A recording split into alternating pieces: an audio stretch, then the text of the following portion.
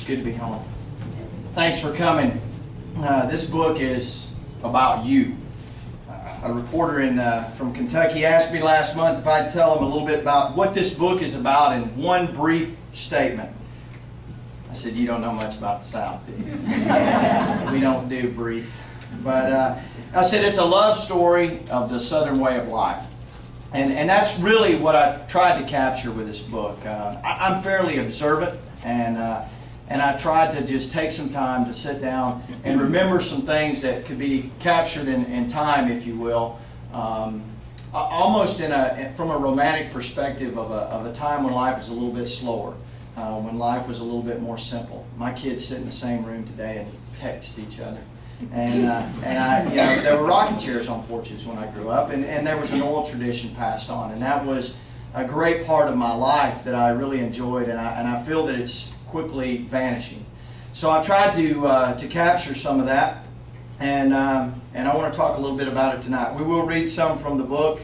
I tell you, Charles Kuralt once wrote a kind of a picture of what inspired me to try and get this right. And I carried it in a notebook, or I still carry it. I've carried it for over 15 years. And I think it kind of sets the stage and you can relate to it. So I'm going to read that to you. In the South, the breeze blows softer than elsewhere through the pine trees, and accents fall softer on the ear. Neighbors are friendlier and noisier and more talkative. By contrast with the Yankee, the Southerner never uses one word when 10 or 20 will do. The spring is prettier, the summer is hotter and happier, the fall longer and sadder, the winter shorter than elsewhere on the continent. This is a different place. Our way of thinking is different, as are our ways of seeing, laughing, singing, eating, meeting, and parting. Our walk is different. As the old song goes, our talk and our names. Nothing about us is quite the same as in the country to the north and the west. What we carry in our memories is different too, and that may explain everything else. So thank you for coming tonight. This book is about you. How many of you are either named in this book or an immediate relative of someone in the book?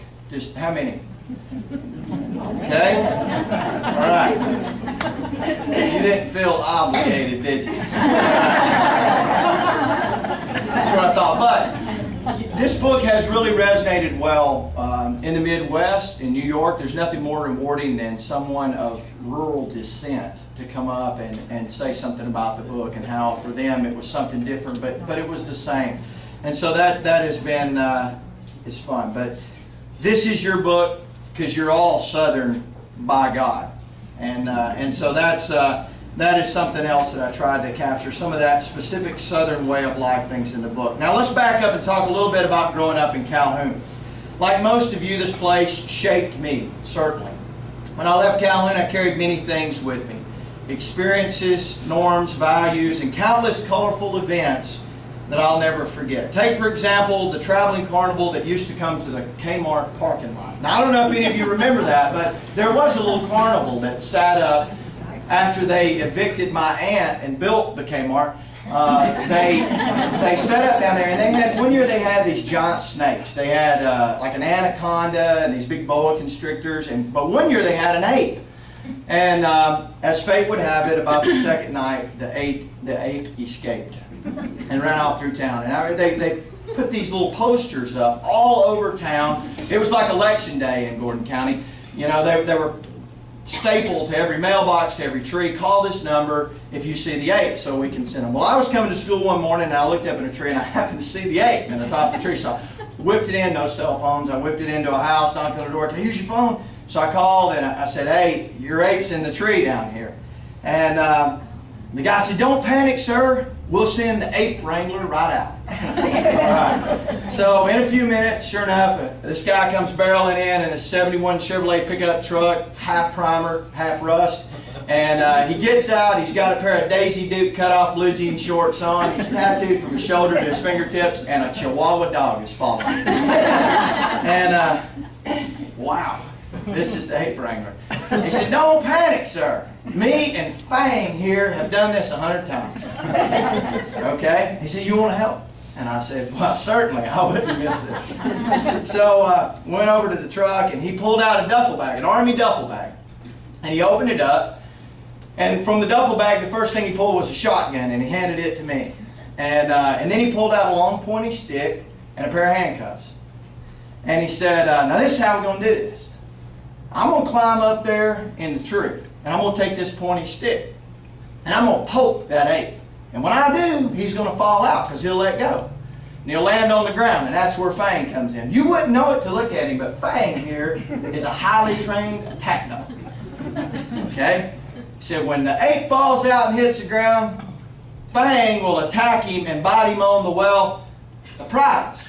And the ape will protect himself, and when he does, I'll jump down, put the handcuffs on him, and we'll take him off. It's that simple. All right, well, that sounds simple, but if it's so simple, why not have a shotgun? They said, well, the possibility does exist. When I poke him with a stick, he could grab the stick, causing me to fall out of the tree. And if I fall out of the tree, you shoot Fang.